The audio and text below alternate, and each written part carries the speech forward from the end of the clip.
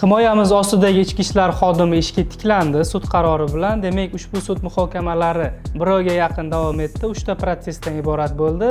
Ichki ishlar xodimiga 2 ta xizmat tekshiruvi tayinlangan. Birinchisida attestatsiyadan o'tgan, ikkinchi xizmat tekshiruvida esa u demak ichki ishlar xodimini sha'niga putur yetkazish asosi bilan demak ishdan bo'shatilgan. Biz ushbu sud prosesslari jarayonida ichki ishlar xodimini himoya qildik va demak yakuni bo'yicha xizmat tekshiruvi o'tkazish tartibi buzilganligi va bir qancha demak moddiy protsessual normalar buzilganligi, demak ichki ishlar sohasiga oid odob axloq kodeks talablari buzilganligi, prezident qaror talablari buzilganligi, xizmat tekshiruvi bo'yicha yo'riqnoma talablari buzilganligini batafsil asoslab berdik va yakunida sud demak ichki ishlar xodimini ishga tikladi.